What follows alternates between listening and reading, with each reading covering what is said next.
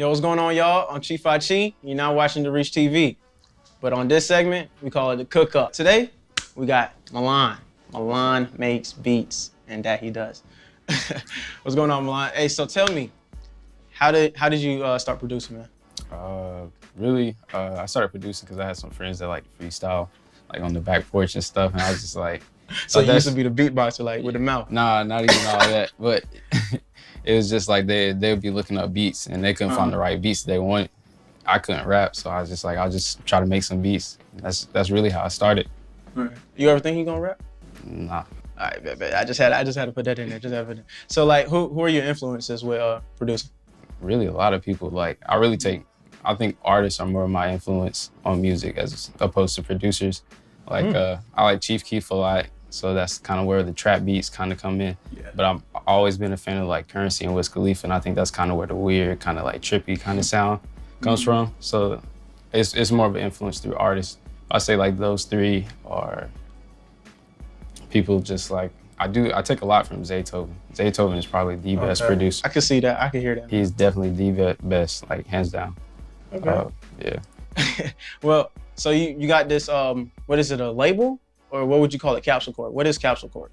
Man, like, I want it to be a label someday. Of course, it's not a label like full-fledged right now, but it's just like, I'm trying to get like artists, I'm trying to get engineers, like I'm trying to get everything to like just be able to create music. So everything that I would need, like designers, like other producers, other artists, just anything like to create something like more than just music, but it's involved. So Capsule Corp is more of an empire. Yeah, that's basically we're about to take over. Okay. Yeah. All right, word. So like with that, who's in Capsule Corp right now? As of right now, me and China are the producers. Like we're Capsule Corp. That's why I'm still kind of iffy on adding producers just because of that. Right. But I have Smooth Dinero, Lil Turbo. I got Isaiah Sounds, Young Neff. And then I got Aqua. I got a couple more that I'm still talking about. I got Luchan.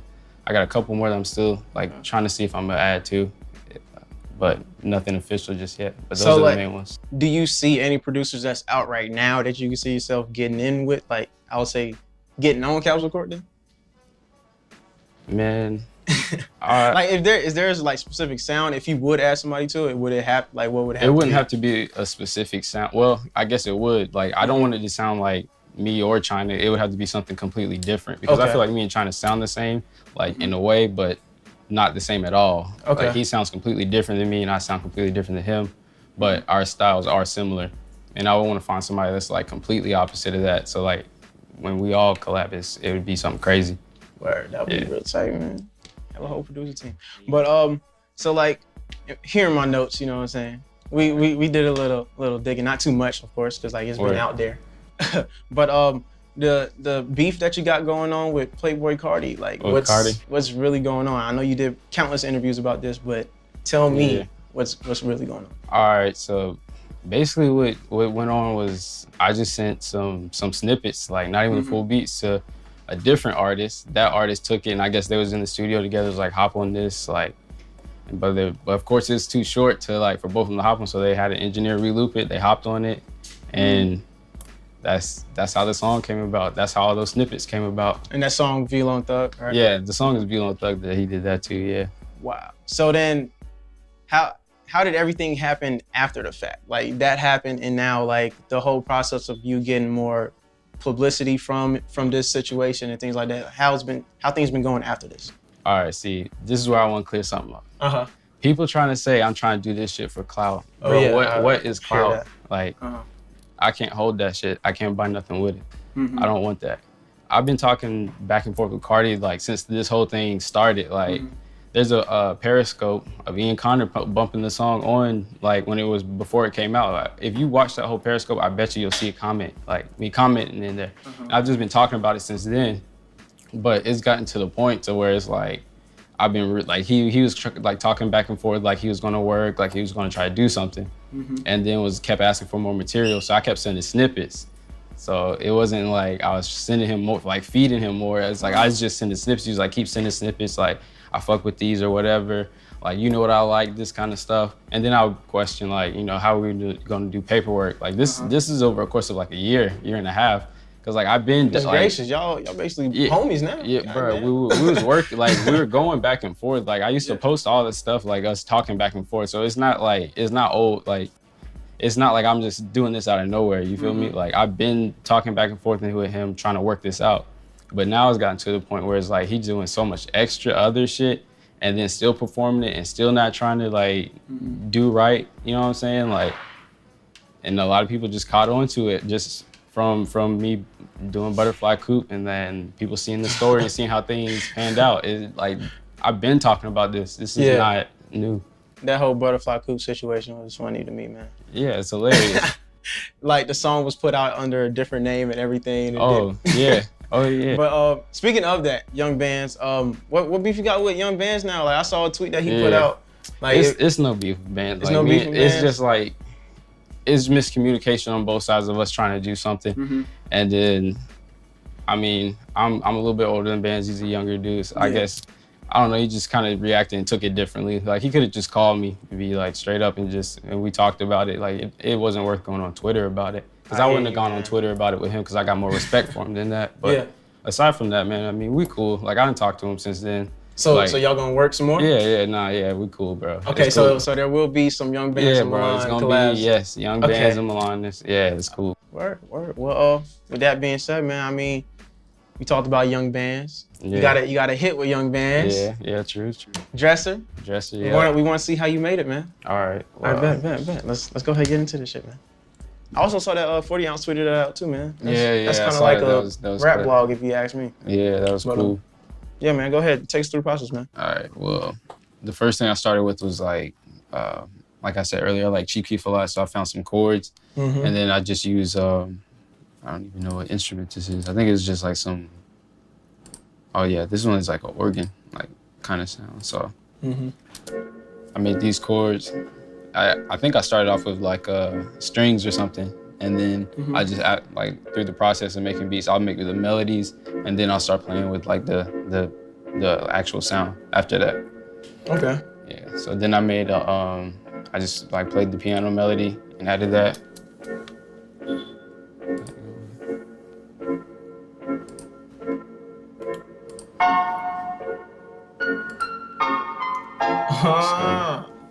Okay. So I made that, and then I added like a bell.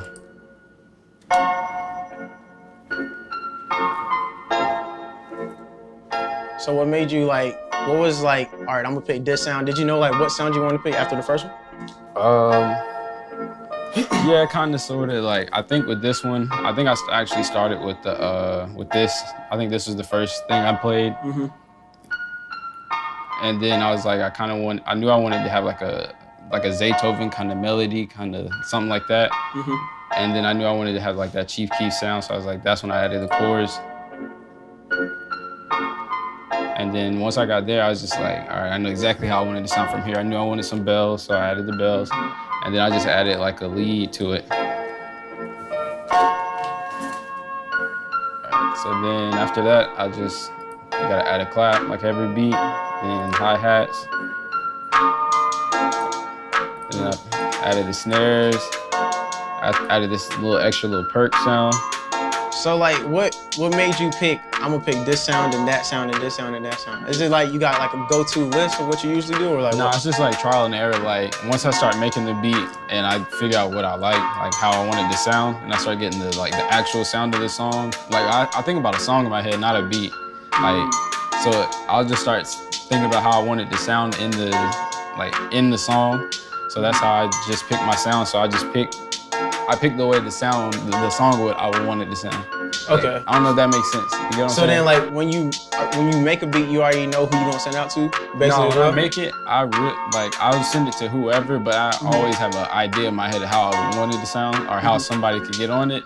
So then that will kind of make me be like, I will send it to these people, like, cause not everybody you send it straight to is gonna use it. Like, so I have to have like multiple people, really. You know what I'm saying? Yeah. So then I threw in this little signature sound, like that sound. Like I use that sound a lot. I know that sound. Yeah. That's you. Yeah. That's you. I don't know if y'all ever noticed that on Magnolia, like Cardi's actually making that sound over the chorus. Yep. I don't think anybody ever peeped that. I mean, he does that like almost all the time now. Yeah. Think about that. I mean, I'm gonna just leave that alone, but I had to drop that in there, you know what I'm saying? All right, then I always add like a little crash. And then usually in the process, I would have already had the 808 done by now. And that's probably what I did with this beat. But then after I get everything completely done, I'll go back and like play with the 808 a little bit. So I'll make like a basic 808 melody just to have something to like listen to. Go off of? Yeah, and then I'll go back to it. But I ended up with this. And that's the beat. And then you just go from here and just lay it out and throw in some tags and that's it. Now I gotta ask you this now. Do you feel like Young Bands did your beat justice? Yeah, he definitely did. I recorded him on there, so I was in there with him when we did it. Yeah. So, okay. Yeah, he definitely did it justice. So yeah, that's tight, man. Yeah. He's definitely one of the artists where if I want to make sure a beat gets done justice, like I'll send it to him. Every time. Like I know it's gonna get done justice. And the same thing with my artists, so I just like you gotta know who to send it to too. Like you just can't send beats to everybody. You can't send the same beats to everybody. And then you just gotta know who's gonna actually work and want to do that shit, because they really just want your beat and tell you to shut the fuck up. That's pretty much it. So like after everything that you've been through with all these, you know, false statements going around and all this buzz around your name, what would you say? What advice would you give somebody to not get in a situation? The best thing I can tell you to do is to make sure you get all your beats copywritten. Make sure you're all your businesses straight. Like you really just gotta make sure they're copywritten. Like that's it. Like you get a lot of producers don't know as soon as you make it, it's already copywritten because you made it. So like if you send this beat out to somebody and they I'm dropping knowledge on y'all. I'm just gonna let y'all know. So as soon as you send this beat out and somebody uses it and doesn't do any let you know, you as the producer, you own that song in its entirety. The person that makes the song doesn't have a contract with you and it blows up, you own that song because they're gonna have to try to get rights from you to be able to sell this worldwide.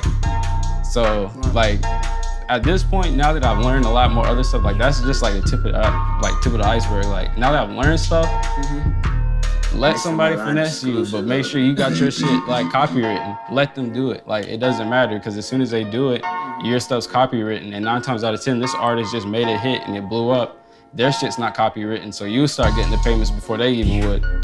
But a lot of people don't know this stuff because the rappers, when they find out, they're not gonna tell you this. The artists that I've been sending beats to, they've been getting paid for the whole time I was sending them shit, and they were just kind of making it sound like it wasn't the way it was. So it's different, bro. You gonna come out with a book for this, man? Bro, I should. I need to write a book. If I write a book, man, that shit would change all kinds of stuff for producers. It's so simple now, now that I know how everything works.